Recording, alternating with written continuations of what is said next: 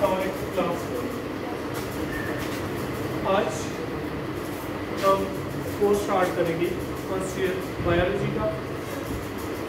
तो पहले तो लास्ट ईयर हमने बुक जो ली थी वो ये वाली बायोलॉजी की थी। ये बुक है मेरे पास और पढ़ी हुई लास्ट ईयर की ये वाली, लेकिन अब इस ये वाली बुक चेंज हो गई है। ये बुक कौन सी बुक के साथ चेंज हो गई है? ये बुक चेंज हो गई है इस न्यू बुक के साथ। तो जिन बच्चों के पास लास्ट ईयर वाली बुक पढ़ी हुई हैं या जिन्होंने अपने कज़न वगैरह से या किसी और से बुक्स ली हैं, तो वो काइंडली उन बुक को छोड़ के इस बुक को फॉलो करें, ठीक है। तो आज जो इस बुक में चैप्टर नंबर फर्स्ट है वो है जी cell structure and function. First year का ये फर्स्ट चैप्टर है सेल स्ट्रक्चर और function.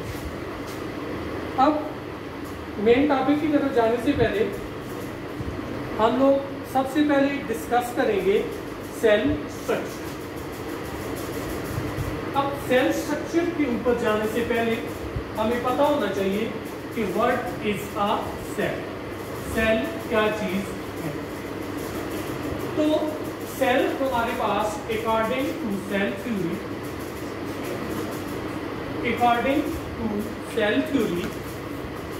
Cell is the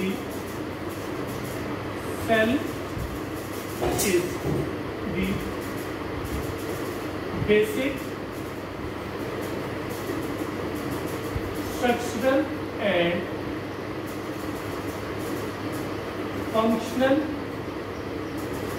unit of life. जो लाइफ का बेसिक स्ट्रक्चरल और फंक्शनल यूनिट है वो क्या चीज है जी? सेल है। अब हम सेल स्ट्रक्चर की अगर बात करें तो पहले जो पुराने अर्लियर साइंटिस्ट थे वो ये समझते थे कि सेल जो है एक सैक है, एक सैक लाइक स्ट्रक्चर है। एक छोटा सा इस तरह का एक सैक लाइक स्ट्रक्चर है जिसके अंदर फ्यू पार्टिकल्स मौजूद हैं। Cell is a sac like structure that contain a few particles. एक इस तरह से छोटा सा एक सैक लाइक स्ट्रक्चर है और जिसके अंदर क्या है जी? फ्यू पार्टिकल्स मौजूद हैं। But with the passage of time, time गुजरता चला गया। जब टाइम गुजरता चला गया तो टाइम के गुजरने के साथ साथ क्या हुआ कि स्ट्रक्चर ऑफ सेल जो है ये भी आइडेंटिफाई होता चला गया। और जो मॉडर्न बायोलॉजी है उसने सेल के स्ट्रक्चर को कैसे एक्सप्लेन किया है? उसने इस तरह से एक्सप्लेन किया है कि जो सेल है ये एक स्ट्रक्चर है और जिसके डिफरेंट पार्ट्स हैं, ठीक है। अब ये जो सेल है इसके डिफरेंट पार्ट्स हैं और मॉडर्न आजकल के दौर के अंदर सेल की जो स्ट्रक्चर है उसके 3 पार्ट्स हैं। कौन कौन से पार्ट्स आ जाएंगे जी? आजकल के दौर में cell consist of 3 parts. Cell consist of 3 parts. 3 parts पे मुश्तमिल है। अब ये 3 पार्ट्स कौन कौन से हैं? सबसे पहला पार्ट आपके पास आ जाएगा इसका सेल मेम्ब्रेन। तो ए पार्ट आ जाएगा, वो क्या आ जाएगा जी? Cell membrane. जो बी पार्ट इसका आ जाएगा वो आ जाएगा जी साइटोप्लाज्म। और जो सी पार्ट आ जाएगा इसका वो आ जाएगा न्यूक्लियस, ठीक है। सेल के ये 3 मेन पार्ट्स हैं, cell membrane, cytoplasm and nucleus. Cell membrane, cytoplasm और न्यूक्लियस अगर हम इसका ड्राइंग ड्रॉ करें तो ये सबसे पहले जो चीज आ जाएगी वो इसकी क्या आ जाएगी? सेल मेम्ब्रेन दूसरी यहाँ पे हमारे पास जो चीज आ जाएगी वो इसके अंदर क्या चीज मौजूद है जी, न्यूक्लियस।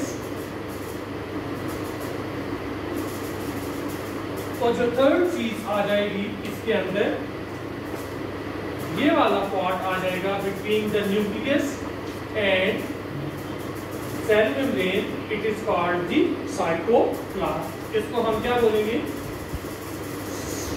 साइटोप्लाज्म बोलेंगे।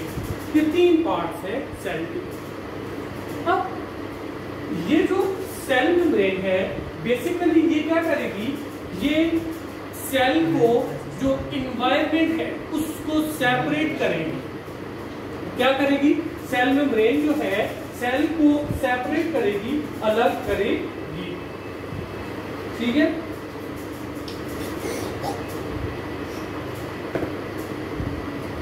Cell membrane separate the material from outside to the inside। अब यहां पे हमारे पास ये जो सेल मेम्ब्रेन है ये बनी हुई किससे होती है। अगर सेल मेम्ब्रेन की कंपोजिशन की बात करें तो इसके अंदर तीन चीजें मौजूद होंगी। सबसे पहले इसके अंदर मौजूद होगा लिपिड्स मौजूद होंगे, ठीक है। दूसरी चीज इसके अंदर मौजूद होगी प्रोटीन मौजूद होगी, ठीक है। उसके बाद इसके अंदर एक और चीज मौजूद होगी कार्बोहाइड्रेट मौजूद होंगे, ठीक है। ये तीन चीजों से मिलकर बनी हुई होगी। अब क्या होगी, लिपिड्स की बाई लेयर होगी, एक लेयर, दूसरी लेयर लिपिड्स की आ जाएगी। अब इन लिपिड्स की लेयर के अंदर बेसिकली प्रोटीन मौजूद होंगी, ठीक है। और इस प्रोटीन के साथ या लिपिड्स के साथ क्या अटैच होंगे जी, किसी किसी पोजीशन के ऊपर अटैच होंगे कार्बोहाइड्रेट्स अटैच होंगे। ये तो थी सेल वॉल की कंपोजिशन। उसके बाद नेक्स्ट हमारे पास क्या आ जाएगा, साइटोप्लाज्म आपके पास आ जाएगा। It is the region between the nucleo क्या नाम है, nucleus membrane and cell membrane. इस सेल मेम्ब्रेन के दरमियान में और न्यूक्लियस मेम्ब्रेन के दरमियान में जो रीजन होगा इसको हम साइटोप्लाज्म बोलेंगे। Cytoplasm contain water plus small tiny sub cellular structure, it is called the organelles. अब ये जो ऑर्गेनेल्स हैं इसके अंदर जो मौजूद होंगे, फॉर एग्जांपल इसके अंदर जो ऑर्गेनेल मौजूद होगा, अगर मैं कहूं यहाँ पे राइबोसोम्स मौजूद होंगे, ठीक है। एंडोप्लाज्मिक रेटिकुलम मौजूद होंगे। एंडोप्लाज्मिक रेटिकुलम के बाद यहाँ पे मौजूद होगा साइटोस्केलेटन मौजूद होगा और बहुत सारा इसी तरह से ऑर्गेनेल मौजूद होंगे। राइबोसोम्स जो है it involve in the synthesis of protein, किसकी सिंथेसिस में इन्वॉल्व होंगे, प्रोटीन सिंथेसिस में इन्वॉल्व होंगे। एंडोप्लाज्मिक रेटिकुलम भी protein synthesis plus lipid formation में इन्वॉल्व होगा। साइटोस्केलेटन गिव अ स्ट्रक्चरल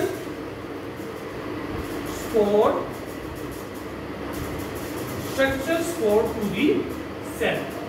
अब ये सेल की जो सपोर्ट होगी या सेल का जो क्या नाम है शेप होगी वो किस वजह से होगी, साइटोस्केलेटन की वजह से होगी। उसके बाद नेक्स्ट हमारे पास जो थर्ड चीज आ जाएगी, in the central part of the cell it is called the nucleus. Animal cell के अंदर सेंटर में मौजूद होगा, प्लांट सेल के अंदर ये साइड में मौजूद होगा। क्यों? क्योंकि प्लांट के अंदर लार्ज सेंट्रल वैक्यूल मौजूद होता है। तो यहाँ पे हमारे पास इस न्यूक्लियस के अंदर इसकी सबसे पहले बाहर वाली क्या आ जाएगी जी, न्यूक्लियस मेम्ब्रेन आ जाएगी, ठीक है। उसके बाद हमारे पास ये जो बीच वाला पोर्शन होगा न्यूक्लियोप्लाज्म आ जाएगा। अब न्यूक्लियोप्लाज्म के अंदर क्या चीज मौजूद होंगी, यहाँ पे क्रोमोसोम्स मौजूद होंगे, यहाँ पे न्यूक्लियोलस मौजूद होंगे जिसके अंदर जेनेटिक मटेरियल मौजूद होगा।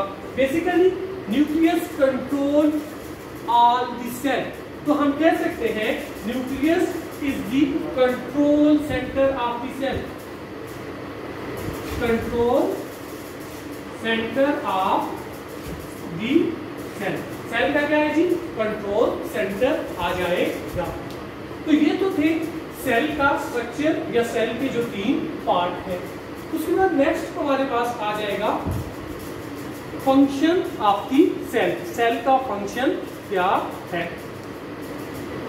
Basically according to the cell theory, basic structural and functional unit of life, यानी कि तमाम के तमाम जो फंक्शन है ऑर्गेनिज्म की बॉडी के अंदर वो सेल परफॉर्म करता है।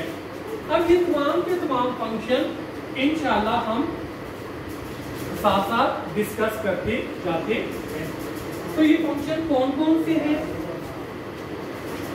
तकरीबन हम 6 से 7 मेन फंक्शन इसके डिस्कस करेंगे।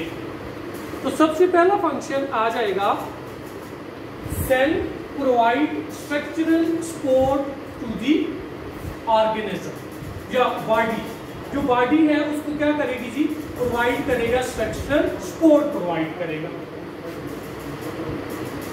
पहला पॉइंट हम लिख लेते हैं, स्ट्रक्चरल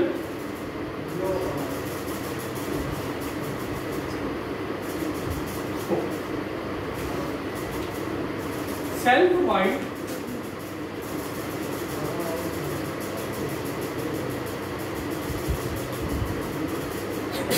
स्ट्रक्चरल सपोर्ट टू दी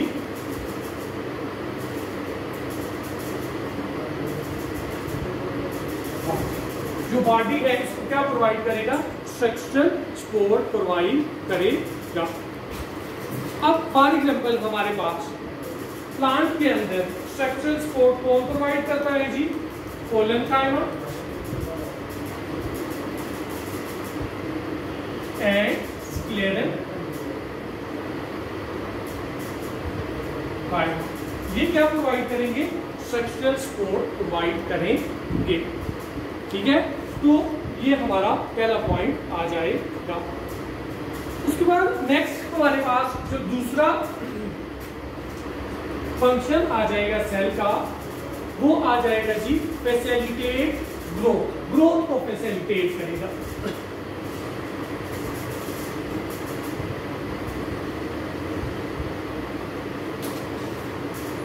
अब सेल किस तरह से फैसिलिटेट करेगा ग्रोथ को? तो bye the process of mitosis,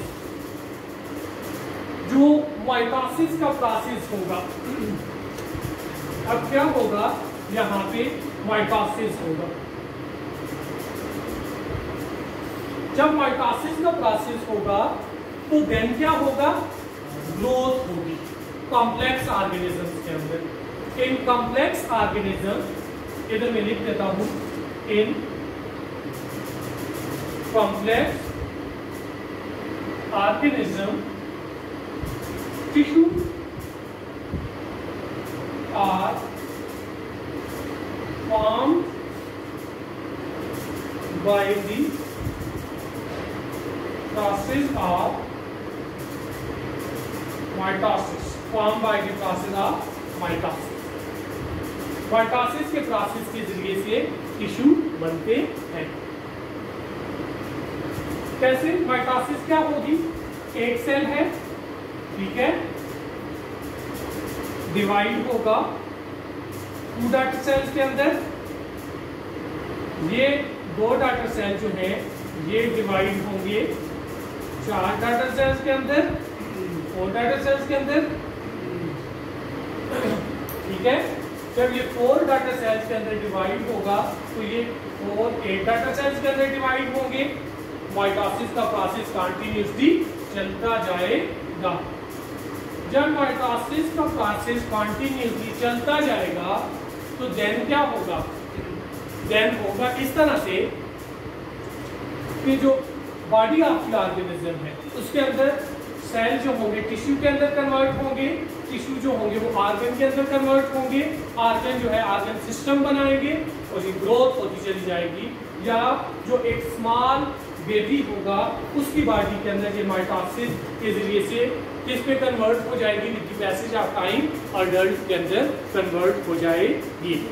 ये तो मैंने बात की जी इन कॉम्प्लेक्स ऑर्गेनिज्म, कॉम्प्लेक्स ऑर्गेनिज्म किसकी बात की, कॉम्प्लेक्स ऑर्गेनिज्म की बात की।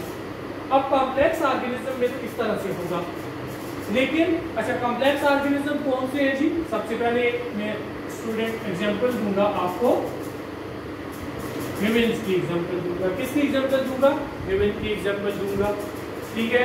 इसी तरह से प्लांट आ जाएंगे तो ये कॉम्प्लेक्स ऑर्गेनिज्म। सिंपल ऑर्गेनिज्म में क्या होगा? सिंपल ऑर्गेनिज्म में ग्रोथ का मतलब साइज का इंक्रीज करना नहीं होगा, वहां पे ग्रोथ का मतलब ये होगा नंबर का इंक्रीज होना। तो सिंपल ऑर्गेनिजम्स के अंदर क्या होता है कि bye the process of mitosis number of organism is increase. किस तरह से? बैक्टीरिया है फॉर एग्जांपल, ठीक है, ये एक बैक्टीरिया है, ये डिवाइड होके दो डॉटर बैक्टीरिया के अंदर कन्वर्ट होगा और ये बैक्टीरिया क्या होंगे? मैच्योर होंगे। मैच्योर होने के बाद अगेन 4 न्यू डॉटर बैक्टीरिया के अंदर कन्वर्ट हो जाएंगे, यानी कि इनके अंदर माइटोसिस के प्रोसेस के जरिए से क्या होगी? रिप्रोडक्शन होगी। क्लियर? आइए समझ में बात। उसके बाद जो नेक्स्ट चीज आ जाएगी वो क्या आ जाएगा जी? Allow passive and active transport. ये जो सेल का एक और फंक्शन है, ये पैसिव और एक्टिव ट्रांसपोर्ट को अलाउ करते हैं।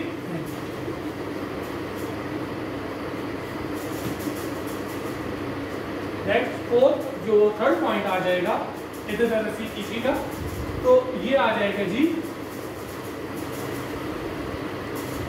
Allow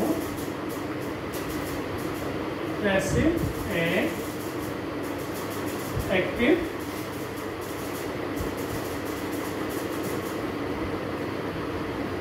transport.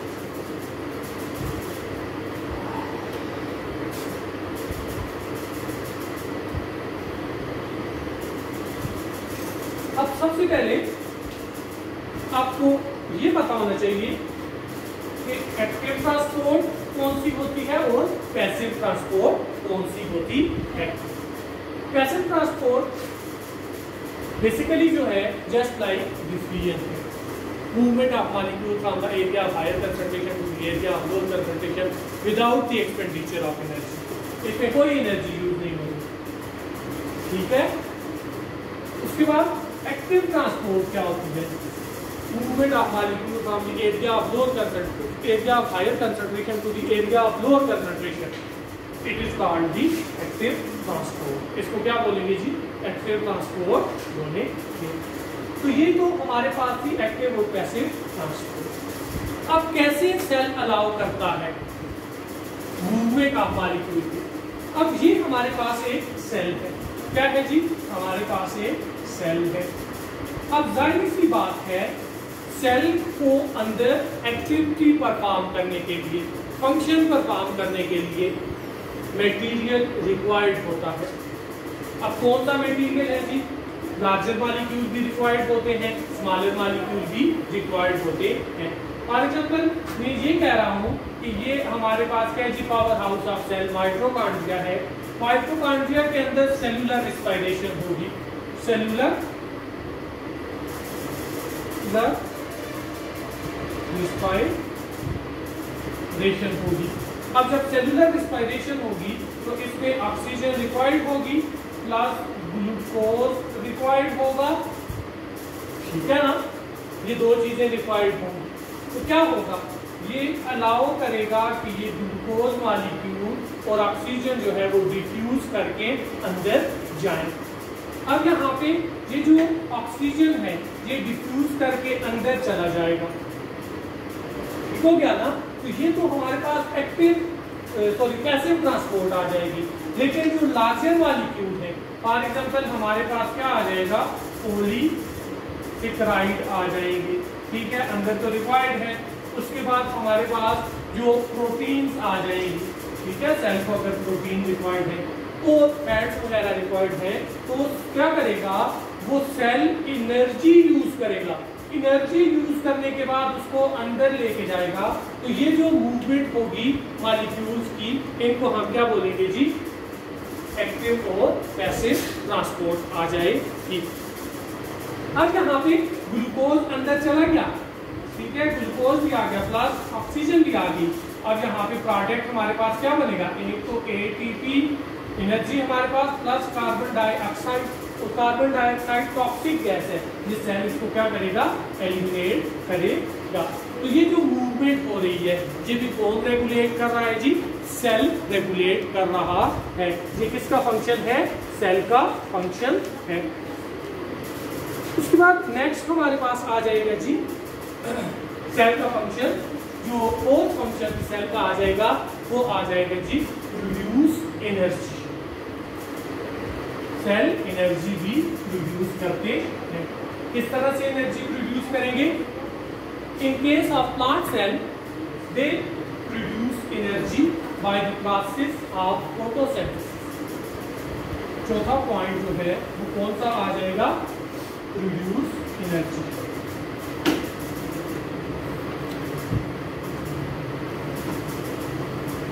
ये आ जाएगा हमारे पास प्रोड्यूस एनर्जी। तो यहाँ पे जो है सेल क्या करेंगे, अगर प्लांट सेल है तो वो फोटोसिंथेसिस का फंक्शन को काम करेंगे। और क्या होगा, जो सोलर एनर्जी है उसको कन्वर्ट करेंगे केमिकल एनर्जी के अंदर और उसको फिक्स करेंगे ग्लूकोज मॉलिक्यूल्स के अंदर। तो यहाँ पे क्या होगा जी, ग्लूकोज बन गया, ठीक है। और प्लस हमारे पास यहाँ पे फिर नेक्स्ट जो प्रोसेस होगा वो क्या होगा, रिस्पायरेशन का होगा। अब जब रिस्पायरेशन का प्रोसेस होगा तो देन आपके पास क्या आ जाएगा, ये glucose molecule plus oxygen convert हो जाएंगे एटीपी के अंदर प्लस हाइड्रोजन के अंदर प्लस कार्बन डाइऑक्साइड के, ठीक है ना। तो ये आपके पास ये कौन प्रोवाइड करेगा जी, एनर्जी सेल प्रोवाइड करेगा। उसके बाद नेक्स्ट जो इसका फंक्शन आ जाएगा, क्रिएट मेटाबॉलिक रिएक्शन। जो इसका 5 पॉइंट आ जाएगा, क्रिएट मेटाबॉलिक रिएक्शन। जितने भी मेटाबॉलिक रिएक्शन होंगे, मेटाबॉलिक रिएक्शन कौन से होंगे, sum of all chemical reaction takes place in the cell. Sum of all chemical reaction takes place in a cell is called metabolism. अब ये जो मेटाबॉलिज्म है कौन कौन से होंगे, कैटाबॉलिज्म भी हो सकता है और एनाबॉलिज्म भी हो सकता है, ठीक है। तो ये भी सेल के अंदर ही होंगे, चाहे एनर्जी स्टोर हो रही है या चाहे एनर्जी रिलीज हो रही है। उसके बाद नेक्स्ट चीज हमारे पास आ जाएगी, aid in reproduction. Aid in reproduction 6 जो पॉइंट आ जाएगा वो आ जाएगा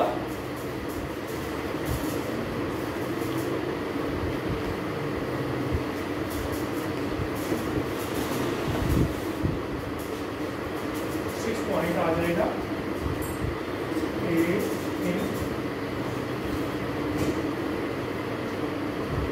रिप्रोडक्शन। प्रोसेस ऑफ रिप्रोडक्शन में भी एड प्रोवाइड करता है।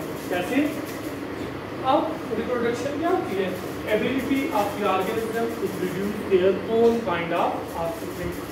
अगर रिप्रोडक्शन का प्रोसेस नहीं होगा तो कंटिन्यूटी ऑफ लाइफ नहीं होगी। आपने देखा होगा माशरे के अंदर बहुत सारे सोसाइटी में ऐसे लोग होते हैं जिनकी औलाद नहीं होती, तो उनकी जो कंटिन्यूटी ऑफ लाइफ है वो खत्म हो जाती है, ठीक है, उनका नामो निशान खत्म हो जाता है। तो ये रिप्रोडक्शन जो है ये कंटिन्यूटी ऑफ लाइफ के लिए बहुत ही ज़्यादा इम्पोर्टेंट है। तो रिप्रोडक्शन के अंदर यहाँ पे दो प्रोसेस इन्वॉल्व होते हैं, एक तो माइटोसिस और दूसरा मियोसिस। माइटोसिस और मियोसिस का प्रोसेस आ जाएगा। अब माइटोसिस का प्रोसेस कौन सा होगा? इसके अंदर जो सेल है वो डिवाइड होगा और इसके जरिए से क्या होगी? एसेक्सुअल रिप्रोडक्शन होगी। अब एसेक्सुअल किस तरह से होगी? लोअर ऑर्गेनिजम्स के अंदर एलजी के अंदर भी हो सकती है, बैक्टीरिया में भी हो सकती है, यीस्ट के अंदर भी हो सकती है। और मियोसिस का प्रोसेस जो है ये हायर ऑर्गेनिजम्स के अंदर होगा और यहाँ पे क्या बनेगा जी? स्पर्म बनेगा प्लस एग बनेगा, ठीक है। ये मियोसिस के प्रोसेस के जरिए से होगा और आगे क्या होगी जी? फर्टिलाइजेशन का प्रोसेस होगा, फर्टिलाइजेशन होगी, फर्टिलाइजेशन की जाइगोट बनेगी, जाइगोट डेवलप होगी न्यू यंग वन के अंदर। तो ये प्रोसेस जो है ये किस तरीके से यानी कि ये भी एक सेल का फंक्शन आ जाएगा। तो थैंक यू वेरी मच। इसमें अगर किसी चीज़ में कोई प्रॉब्लम हो तो आप मुझे बता।